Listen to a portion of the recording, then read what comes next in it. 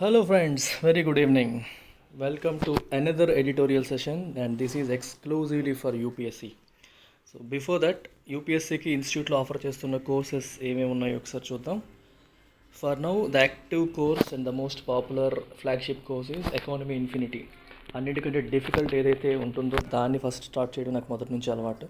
So యూపీఎస్సీలో ఎక్కువ మంది ఇబ్బంది పడేది, డిఫికల్ట్ అని ఫీల్ అయ్యేది ఎకానమీ కాబట్టి I have started with this particular course and I'm offering it at just 5,000 rupees. And the course is Infinity, which means lifetime validity. It's a PCM course, prelims cum mains course. కంప్లీట్గా prelims and mains including essay writing ఇందులో cover చేయడం అనేది జరుగుతుంది. So at a very very low price of 5,000 rupees. And సిమిలర్గా మిగిలిన general studies అడుగుతున్నారు చాలామంది, మిగిలినవి ఎప్పుడు సార్ అని. సో పాలిటీకి, జియోగ్రఫీకి, హిస్టరీకి and science and technology and others, ethics, integrity, ప్రతి ఒక్క దానికి కూడా in a month and half time we will launch all courses. So ఇవి ఎలా ఉంటాయంటే మీరు ఇండివిజువల్ కోర్సెస్ లాగా తీసుకోవచ్చు, or when you take all of them together it will be a full fledged civils course. మీరు మొత్తం కలిపి తీసుకున్న your cost will not exceed 40,000, 50,000 మించదు. సో అంత అద్భుతంగా అతి తక్కువ ప్రైస్కి you are getting the best of the quality at our institute. So ఇవన్నీ ఒక 5 కలిపినా మీకు 25,000 లోపే ఉంటుంది. So at a nominal price middle class పేరెంట్కి అందుబాటులో ఉండేలాగా హయ్యెస్ట్ క్వాలిటీ ఇవ్వడం అనేది నా మొదటి నుంచి నా ధ్యేయం. So I'm gonna live up to it. And that to these are infinity courses, short term కాదు. కొన్నాళ్ళు ఇప్పుడు జనరల్గా సివిల్స్ ప్రిపరేషన్ అనేది చాలా రోజులు నడుస్తుంటుంది. సో మళ్ళీ ఎప్పుడైనా రివిజన్ చేసుకోవాలన్నా you have the video lectures available, you can attend live classes again. That's the beauty of this particular course. అలాగే యాప్టిట్యూడ్, సీసాట్ పరంగా కూడా సీసాట్ మీకు ఉంటుందో ఉండదని డౌట్స్ ఉన్నాయి. But even then it is important to have some basics of aptitude. ఎందుకంటే English minimum రావాలి, లేకుండా ఇంటర్వ్యూస్కి వెళ్ళలేరు, ఎస్ఏ రేటింగ్ చేయలేరు. సో ఇంగ్లీష్కి సెపరేట్ కోర్స్ ఉంది, 2,000 rupees. You will learn basics, you will learn basics of grammar, vocabulary, Hindu పేపర్ని చదవడం, ఫాస్ట్గా పికప్ చేయడం, కాంప్రహెన్షన్ చేయడం, ఇవన్నీ కూడా మీకు ఇందులో కవర్ అయిపోతాయి. సో అలాగే అర్థమెటిక్ ఇన్ఫినిటీ, ఓన్లీ అర్థమెటిక్ నేర్చుకోవాలనుకునే వాళ్ళు అగైన్ లైఫ్ టైం వ్యాలిటీతో 2,000 రూపీస్కి మీరు పొందొచ్చు. లేదా ఫుల్ యాప్టిట్యూడ్ కావాలి సార్, అన్లిమిటెడ్ యాక్సెస్ కావాలంటే 6,000, లేదా షార్ట్ టర్మ్ 3 months యాక్సెస్ కావాలంటే 3,000. దీంతో మీరు సీసాట్ సిలబస్ అంతా కూడా కంప్లీట్ అయిపోతుంది. That's about it. These are the contact and payment details. ఇన్స్టిట్యూట్లో ఆఫర్ చేస్తున్న కోర్సెస్లో జాయిన్ అవ్వాలి అనుకుంటే, నాతో మాట్లాడాలనుకుంటే you have that WhatsApp number and Google Pay, PhonePe number కూడా మీకు క్లియర్గా మెన్షన్ చేస్తున్నాను. దాని నెంబర్కి మీరు పేమెంట్ చేసి జాయిన్ అవ్వచ్చు. నా వీడియోస్ నచ్చితే please hit a like, share with your friends if you think they are useful to them, and subscribe to the channel if you want to watch them daily. So let's go to the article. That's it. So this article is on universal basic income, a very very very important concept, and it is directly linked to our DPSPs, directive principles of state policy. Directive principles of state policy దేనిపైన focus చేస్తుంది? Welfare state అంటే దేశ ప్రజల యొక్క welfare కోసం, సంక్షేమాన్ని దృష్టిలో పెట్టుకుని ప్రభుత్వాలు విధానాలు ఉండాలి అని చెప్తుంది. సో డిపిఎస్పిలో ఎప్పటి నుంచో డిబేట్ చేస్తున్న ఇష్యూ, అంటే దానిలో భాగంగా ఎప్పట్లో డిబేట్ చేస్తున్న ఇష్యూ అంటే universal basic income. What is the meaning of universal basic income?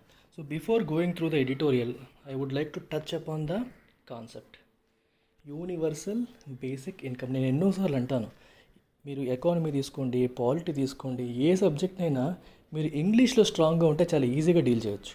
First thing చూడండి, the meaning is universal. Universal అంటే అర్థం ఏంటి ఇంగ్లీష్లో? అందరికీ, మొత్తం, ఒక్కరిని కూడా విడిచిపెట్టకుండా. బేసిక్ అంటే అర్థం ఏంటి? మన మినిమం నీడ్స్ని రీచ్ అయ్యేలాగా.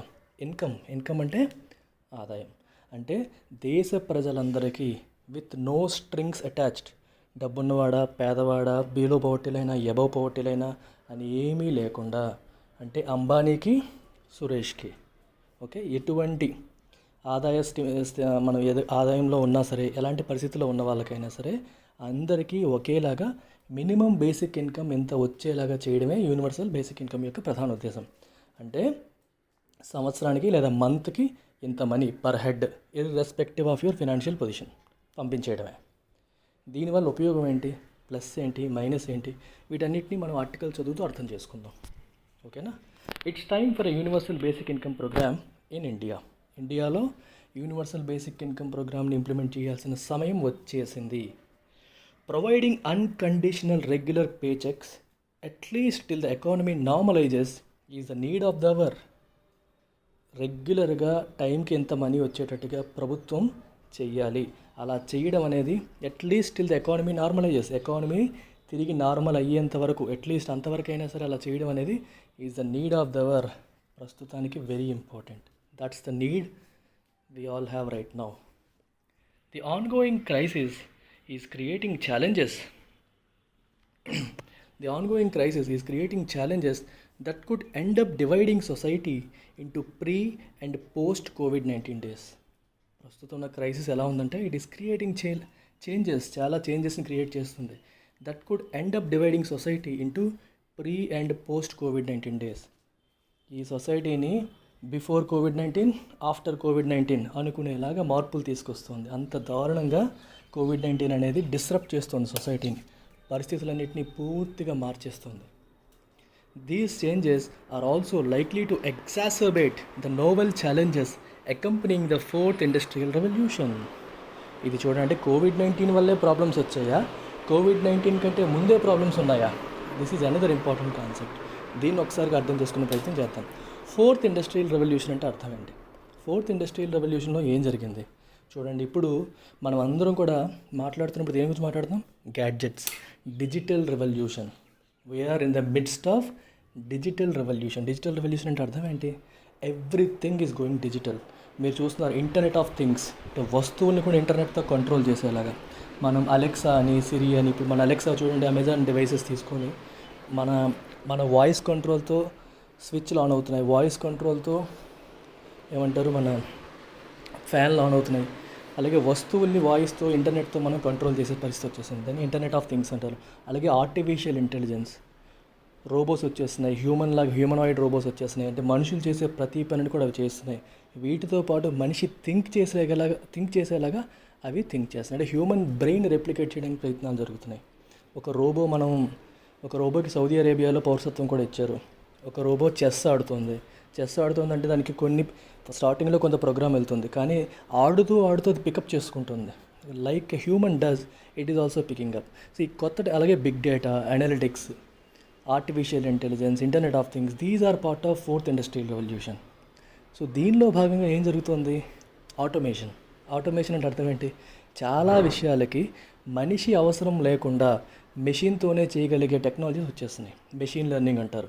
ఇలా రకరకాలు వస్తున్నాయి. వీటి వల్ల ఏం జరుగుతుంది? కంపెనీస్లో మనుషుల యొక్క అవసరం తగ్గిపోతుంది. మనుషుల యొక్క అవసరం తగ్గిపోతే ఏం పెరుగుతుంది? అన్ఎంప్లాయ్మెంట్, నిరుద్యోగం అనేది పెరిగిపోతుంది. That is the crisis we're already in. ఆ క్రైసిస్ని దిస్ పాండమిక్, కరోనా పాండమిక్ ఏం చేస్తుంది? ఎగ్జాసర్బేట్ అంటే అర్థం ఏంటి? అగ్రవేట్ అన్న ఎగ్జాసర్బేట్ అంటే మీనింగ్ ఏంటి? To make something worse. Already బాగాలేని పరిస్థితిని ఇంకా బాగాలేకుండా చేయడం. మన తెలుగులో పుండి మీద కారం అంటాం చూడండి, అలా తయారు చేస్తుంది. ఆల్రెడీ ఫోర్త్ ఇండస్ట్రియల్ రెవల్యూషన్ వల్ల చాలా వరకు జాబ్స్ తగ్గిపోయి క్లౌడ్ కంప్యూటింగ్ వచ్చింది.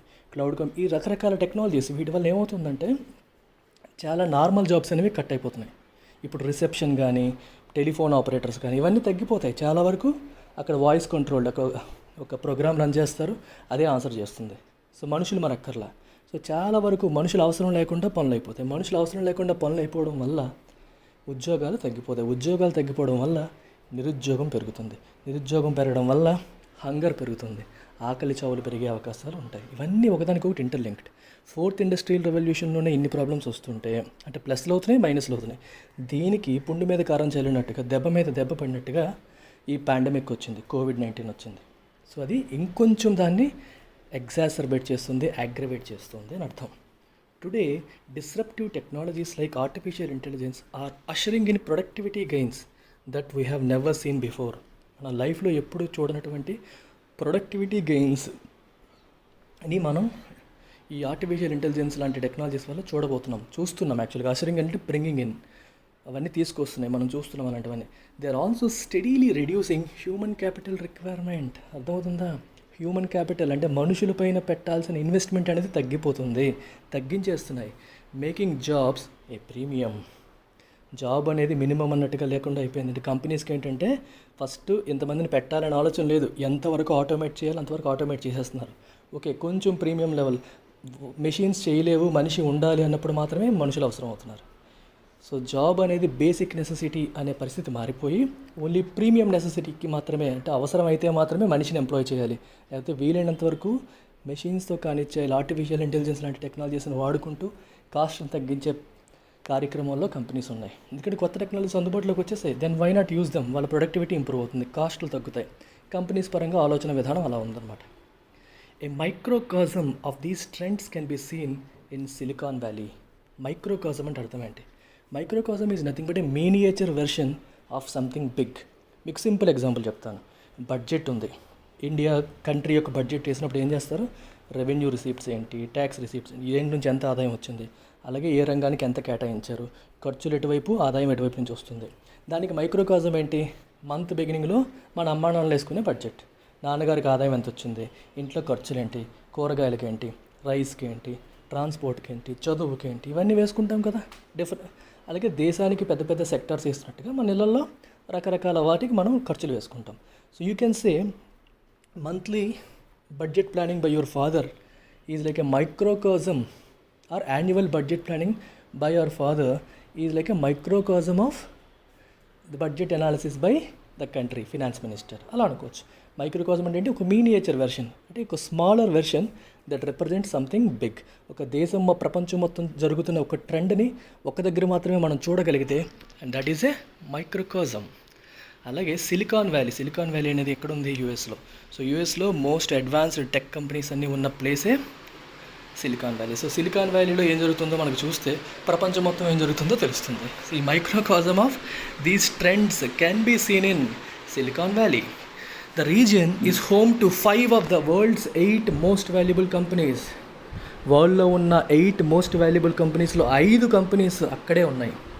These Giants, all technology companies, have a cumulative market cap of over $4 trillion. $4 trillion market cap ఉంది వాటికి, అంత పెద్దవన్నమాట మొత్తం కలిపి. Yet they together directly employ just 1.2 million people. Only 1.2 million people మాత్రమే అవి ఎంప్లాయ్ చేస్తున్నాయి. అన్నీ కలిపి, ఆ 5 కంపెనీస్ కలిపి వాళ్ళు ఎంప్లాయ్ చేస్తుంది కేవలం 12 లక్షల మందిని మాత్రమే.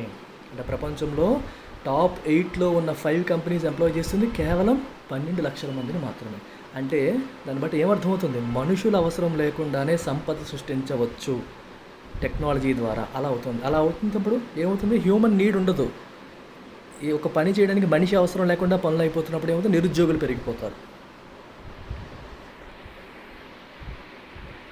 Tool to eradicate poverty. Eradicate అంటే అర్థం ఏంటి? సమూలంగా ప్రక్షాళన చేయడం, సమూలంగా నిర్మూలించడం, కోకటి వేలతో సహా పెకలించడం అంటాం మన తెలుగులో. అంటే కంప్లీట్గా వేలతో సహా రిమూవ్ చేయడాన్ని దాన్ని పవర్టీ అంటారు. పేదరికం అనేది ఆల్మోస్ట్ ప్రతి దేశానికి ఉన్న సమస్య.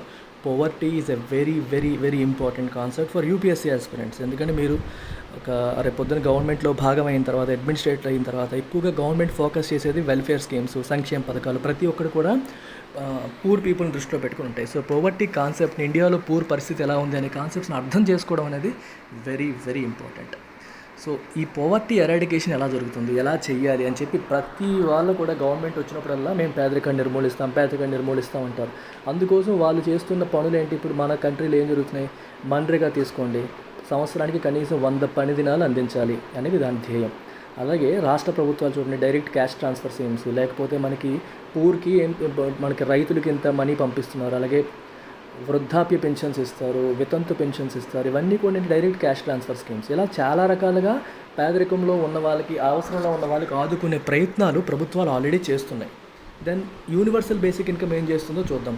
Many consider a universal basic income programme to be a solution that could mitigate the looming crisis caused by dwindling job opportunity. Dwindling అంటే ష్రింకింగ్, తగ్గిపోతున్న ఉద్యోగ అవకాశాల వల్ల వస్తున్న లూమింగ్ క్రైసిస్. లూమింగ్ అంటే అబౌట్ టు హ్యాపెన్, రాబోతున్న సంక్షోభానికి మిటిగేట్ అంటే అర్థం ఏంటి? దాని యొక్క ఇంపాక్ట్ని తగ్గించడానికి యూనివర్సల్ బేసిక్ ఇన్కమ్నే ఒక సొల్యూషన్గా చాలామంది కన్సిడర్ చేస్తున్నారు. UBI is also deliberated as an effective poverty eradication tool. పేదరికాలను పూర్తిగా నిర్మూలించే ఒక టూల్ లాగా దాన్ని కన్సిడర్ చేస్తున్నారు. డెలిబరేట్ అంటే అర్థం ఏంటంటే to deeply consider something, to think about something as a possible solution. We're deliberations are going on అంటే దాన్ని కన్సిడర్ చేసే చర్చలు జరుగుతున్నాయి. డెలిబరేట్ అంటే దాని గురించి డీప్గా థింక్ చేస్తున్నాం అని అర్థం అన్నమాట. Supporters of this scheme include economics Nobel laureates Peter Diamond and Christopher Pissarritz and tech leaders Mark Zuckerberg and Elon Musk. వీళ్ళందరూ కూడా ఈ స్కీమ్ని సపోర్ట్ చేస్తున్నారు. Nobel laureates Peter Diamond and Christopher Pissarides and also tech leaders Mark Zuckerberg and Facebook and Elon Musk Tesla company owners, వీళ్ళిద్దరు కూడా దీన్ని support చేస్తున్నారు. UBI in its true sense would entail the provision of an unconditional fixed amount to every citizen in a country. UBI ఏం చేస్తుంది? In its true sense ఒరిజినల్గా యూబీఐని as it ఈస్గా implement చేస్తే it would entail అంటే make something necessary. ఏం చేస్తుంది? It makes an unconditional fixed amount to every citizen in a country necessary. Unconditional అంటే అర్థం ఏంటి? No strings attached. అది నిరుద్యోగ భృతి కాదు. నిరుద్యోగ భృతి తీసుకోండి, దాని అర్థం ఏంటి? Only if you are unemployed you will get it. Okay, below poverty లైన్కి మాత్రమే ఇచ్చేవి కొన్ని ఉంటాయి, ఉమెన్కి మాత్రమే ఇచ్చేవి కొన్ని ఉంటాయి, వృద్ధులకు మాత్రం ఇచ్చేవి కొన్ని ఉంటాయి, వితంతువులకు మాత్రం ఇచ్చేవి కొన్ని ఉంటాయి. ప్రతి దానికి కూడా స్ట్రింగ్స్ ఉన్నాయి. అంటే ఒక కండిషనల్, ఆ ఇన్కమ్ అనేది కండిషన్తో లింక్ అయి ఉంటుంది. నువ్వు అది ఆ కండిషన్లు సాటిస్ఫై చేస్తే you will get that income. But in this particular case UBI it is universal, which means no strings attached. Everybody irrespective of his financial status will get money. That is the beauty of universal basic income. అంబానీకి వస్తుంది, అట్టడుగు వర్గంలో ఉన్న వాళ్ళకు కూడా వస్తుంది. Nevertheless, countries across the world including Kenya, Brazil, Finland, Switzerland have bought into this concept and have begun controlled UBI pilots to supplement their population. అయినప్పటికీ అంటే అందరికీ డబ్బులు ఇవ్వాల్సి వస్తుంది. అయినప్పటికీ కూడా కంట్రీస్ అక్రాస్ ద వరల్డ్, ప్రపంచంలో చాలా countries including Kenya, Brazil, Finland, Switzerland, ఈ కంట్రీస్ అని ఏం చేస్తున్నాయి? Have bought into this concept. Bought అంటే అర్థం ఏంటి? ఇక్కడ కొనారని కాదు. బాట్ ఇన్ టు సంథింగ్ అంటే బై ఇన్ టు సంథింగ్ అంటే to follow it because everyone else is following. అది పాపులర్ అయింది, సో మనం కూడా ఫాలో అవుదాం. To follow something because everyone else is following అంటే అందరూ చేసే పనిని మనము చేయాలనుకోవడమే buying in to something. If you buy into something, that means you start doing it because there are people already doing it. Ala anamata. So they have bought into this concept and have begun controlled UBI pilots. Pilots అంటే అర్థం ఏంటి? మొత్తం అందరికీ చేయట్లా, pilot చేస్తున్నారు. ఒక ప్రాజెక్ట్ని full ఫ్లెడ్జ్డ్గా implement చేసే ముందు ఏం చేస్తారు? పైలట్ ప్రాజెక్ట్ లాగా చేస్తారు. అంటే కొంతమంది మీద ప్రయోగం చేస్తారు. ప్రయోగం చేసి ఇది సక్సెస్ అవుతుందా లేదా అనేది చెక్ చేయడం అనేది జరుగుతుంది. To supplement there population. Supplement అంటే అర్థం ఏంటి? అంటే ఆల్రెడీ ఉన్నదానికి సంథింగ్ ఎడిషనల్ ఇవ్వడాన్ని మనం సప్లిమెంట్ అంటాం. చూడండి, సప్లిమెంటరీ స్టఫ్ అంటే సంథింగ్ దట్ ఈజ్ ఎడిషనల్. అది ప్రైమరీ కాదు, సప్లిమెంటరీ. అంటే మనిషి తన సంపాదన సంపాదించుకుంటూ ఉంటాడు, దానికి ఎడిషనల్గా ప్రభుత్వం ఇస్తున్న ఇన్కమ్ ఇది సప్లిమెంట్.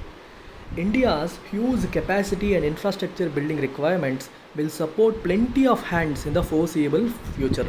అంటే మనకి భవిష్యత్తులో, కనుచూపు మేరలో ఉన్న భవిష్యత్తులో ఇండియాకి హ్యూజ్ ఇన్ఫ్రాస్ట్రక్చర్ రిక్వైర్మెంట్స్ ఉన్నాయి, రైట్? కెపాసిటీ బిల్డింగ్ రిక్వైర్మెంట్స్ ఉన్నాయి. ఎందుకంటే ఇండియా ఇంకా చాలా వెనకబడి ఉంది. రోడ్ల పరంగా కానీ, ఇన్ఫ్రా పరంగా కానీ, టెక్నాలజీ పరంగా కానీ చాలా వెనకబడి ఉంది.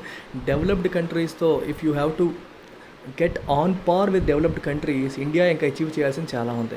సో ఇంత ఉంది కాబట్టి ఎంతోమందికి ఉద్యోగ కల్పన, ఉద్యోగ అవకాశాలు కల్పించే అవకాశం కూడా ఇండియాకి ఉంది. నందలెస్ అయినప్పటికీ ఈవెన్ బిఫోర్ ద పాండమిక్ రావడానికి ముందే India was struggling to find enough opportunities for more than 1 million job aspirants who were entering the job market each month. More than 1 million అంటే 10 లక్షలు, 10 లక్షలకు పైగా ఉన్న జాబ్ ఆస్పిరెంట్స్కి ఉద్యోగ అవకాశాలు కల్పించడంలో ఇండియా స్ట్రగుల్ అవుతుంది. ప్రతి నెల కూడా 1 million job aspirants over entering the job market each month. ప్రతి నెల ఎంటర్ అవుతున్న వాళ్ళు అంతమంది ఎంటర్ అవుతున్నారు. వాళ్ళకి అవకాశాలు కల్పించడంలో ఇండియా ఈజ్ స్ట్రగ్లింగ్. అంటే ఇంత రిక్వైర్మెంట్ ఉన్నప్పుడు కూడా ఇండియా స్ట్రగుల్ అవుతుంది అని చెప్తున్నారు. సో మీకు అనిపిస్తుంది యూబీఐ వల్ల ఏంటి ఉపయోగం, ఎందుకు ఇదంతా అని చెప్పి. బేసికల్గా ఆలోచించండి, మనకి ఆల్రెడీ చాలా స్కీమ్స్ ఉన్నాయి, కానీ ప్రతి స్కీమ్కి ఒక చిన్న ఫెయిల్యూర్ ఉంటుంది, అడ్మినిస్ట్రేషన్ ఫెయిల్యూర్ వస్తుంది. ఎందుకంటే పలానా వాళ్ళకి రీచ్ అవ్వాలి అంటే కొన్ని కండిషన్స్, కొన్ని రూల్స్, వాళ్ళు పలానా కార్డు చూపిస్తే ఇవ్వాలి, పలానా ఆధార్ కార్డు చూపిస్తే ఇవ్వాలి అని రకరకాల రూల్స్ ఉంటాయి. ఈ రూల్స్ ఉండేటప్పుడు ఏమవుతుందంటే ఎక్కడో ఒక దగ్గర బెనిఫిషరీకి అందాల్సిన ప్రతిఫలం అందకుండా పోయే అవకాశం ఉంటుంది. మధ్యలో పొలిటికల్ పార్టీస్ వాటిని తినేసే, రాజకీయ నాయకులు లబ్ధిదారుల యొక్క ఇన్కమ్ని తినేసే అవకాశాలు ఉంటాయి. ఎక్కడో దగ్గర కరప్షన్ అనేది రాజ్యమయ్యే అవకాశం అయితే ఉంటుంది మన ప్రజెంట్ ఉన్న స్కీమ్స్లో. కానీ యూబీఐ చేసినప్పుడు దానికి ఎటువంటి రూల్స్ లేవు, ఎవరు ఏమీ చూపించాల్సిన పని ఉండదు. అంటే ఉంటాయి, of course you might make Aadhaar card as necessary, కానీ ఎంత ఇన్కమ్ ఉండాలి, ఎంత తక్కువ ఉండాలి. ఇప్పుడు చూడండి, కొంతమంది ఏమంటారంటే ఎంత ఇన్కమ్ లెవెల్ కంటే తక్కువే ఉంటే ఎంఆర్ఓ దగ్గరికి వెళ్ళి సర్టిఫికేట్ తెచ్చేస్తారు. ఆల్రెడీ డబ్బు ఉన్నవాడు కూడా సర్టిఫికేట్ తెచ్చేసుకుంటాడు. ఆ రకంగా ఆల్రెడీ అవినీతి జరుగుతుంది. సో ఇందులో ఏమవుతుంది, నో స్ట్రింగ్స్ అటాచ్డ్, అందరికీ ఇచ్చేయచ్చు. మరి గవర్నమెంట్కి ఇంప్లిమెంట్ చేయడం ఈజీ అయిపోతుంది అనమాట. రూల్స్, రెగ్యులేషన్స్ ఇవన్నీ ఉండవు. నో స్ట్రింగ్స్ అటాచ్డ్ అంటే నో కండిషన్స్, నో కండిషనాలిటీస్, సింపుల్గా డైరెక్ట్గా ఇచ్చేయచ్చు. That's the advantage of this particular thing. Very convenient, easy to implement. The 2016-17 Economic Survey and the International Monetary Fund had once proposed quasi-basic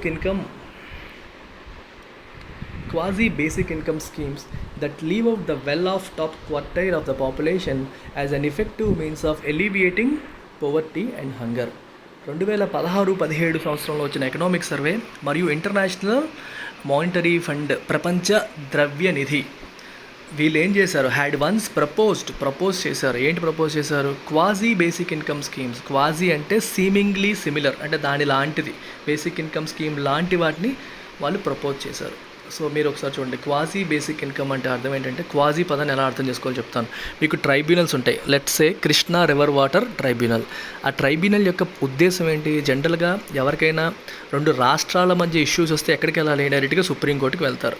కానీ సుప్రీంకోర్టుకి వెళ్లకుండా నదీ జలాల వివాదాలను పరిష్కరించడం కోసమే సెపరేట్గా ట్రైబ్యునల్స్ తీసుకొచ్చారు. దీనికి ఎవరుంటారు, విశ్రాంత జడ్జ్, అంటే ఎవరైనా సుప్రీంకోర్టులో రిటైర్ అయిన జడ్జి కానీ ఎవరైనా ఆ ట్రైబ్యునల్లో వాళ్ళు తీర్పులు ఇస్తారు. So this tribunal is a quasi judiciary organisation. Although it is not part of judiciary, కానీ జ్యుడిషియరీకి ఉన్న పవర్స్ దానికి ఉంటాయి. అలాగే మీరు ఎన్సిఎల్టీ తీసుకోండి, నేషనల్ కంపెనీ లా ట్రైబ్యునల్. అంటే రెండు కంపెనీస్ మధ్య, కంపెనీస్కి మధ్య ఇష్యూస్ వచ్చాయనుకోండి, వాళ్ళు కూడా they can go to NCLT.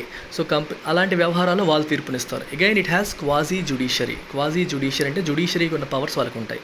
So it is like judiciary అనమాట. సిమిలర్గా యూబీఐ లాంటి ప్లాన్, ఆల్మోస్ట్ అలాంటిది ఒక ప్లాన్ వీళ్ళు ప్రపోజ్ చేశారు. ఆ ప్రపోజల్లో ఏం చెప్పారు, దట్ లీవ్ అవుట్, కొంతమంది వదిలేయాలి. ఎవరిని, the well off top quartile of the population, అంటే ఇండియన్ పాపులేషన్లో మనీ పరంగా టాప్ 25%ని విడిచిపెట్టేయాలి, మిగిలిన 75% మాత్రమే ఇవ్వాలి అని చెప్పి వాళ్ళు ప్రపోజల్ తీసుకొచ్చారు. As an effective means of alleviating poverty. Alleviate అంటే తగ్గించడం అనమాట. ఒక పెయిన్ కానీ ఒక ప్రాబ్లమ్ని కానీ తగ్గించడాన్ని ఏమంటాం, మిటిగేషన్, ఎమిలియోరేషన్, ఎలివియేషన్, ఈ పదాలన్నీ వాడతారు. ఎలివియేటింగ్ పవర్టీ అండ్ హంగర్, ఆకలి.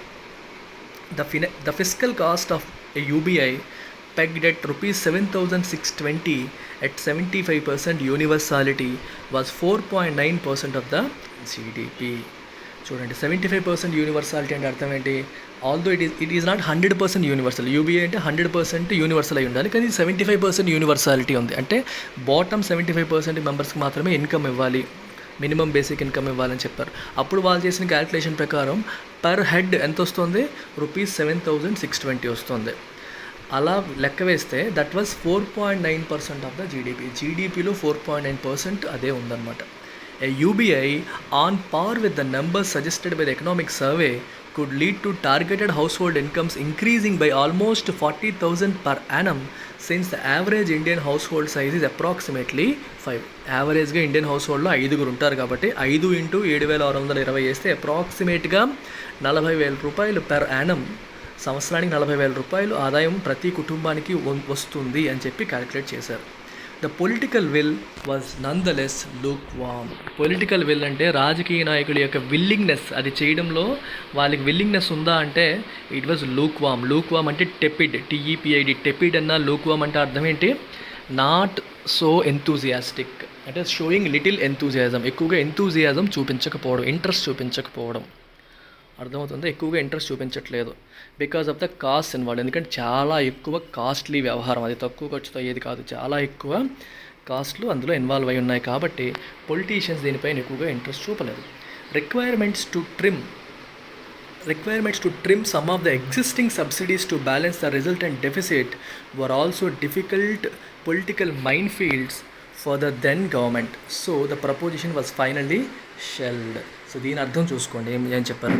ఇప్పుడు ఇంత బడ్జెట్ చేయాలంటే ఏం చేయాలి, ఆల్రెడీ ఉన్న సబ్సిడీస్ని కట్ చేయాలి, అంతే కదా. రిక్వైర్మెంట్స్ టు ట్రిమ్ అంటే cut down. Some of the existing subsidies, present ఇస్తున్న సబ్సిడీస్ని కొన్ని కట్ చేస్తే కానీ దీనికి ఫండింగ్ చేయలేము.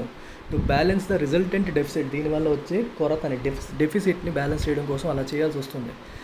They were also difficult political mine fields. Mine field అంటే అర్థం ఏంటి చెప్పండి. మైన్ ఫీల్డ్ ఏమవుతుంది, మీరు నడుచుకుంటూ వెళ్ళారనుకోండి, కింద దేని కిందైనా మైన్ ఉండొచ్చు. అంటే మనకి బాంబులు ఉంటాయి చూడండి, కాల్ వేసాం తీసామంటే పేలిపోతుంది. సో మైన్ ఫీల్డ్ ఎక్కడ ఉంటాయి, ఎక్కడ బాంబులు ఉంటాయో తెలియదు, భూమిలో పాతేసి ఉంటాయి, మనకి ఎక్కడ కాల్ వేస్తామో తెలియదు, దేని మీద కాల్ వేస్తే ఏమవుతుందో తెలియదు. అవి రిస్కీ థింగ్స్ అనమాట. సో పొలిటికల్ మైన్ ఫీల్డ్ అంటే అర్థం ఏంటి, a situation in which there are many unknown hazards. Unknown అంటే మనకి తెలియని డేంజర్స్ చాలా ఉండొచ్చు.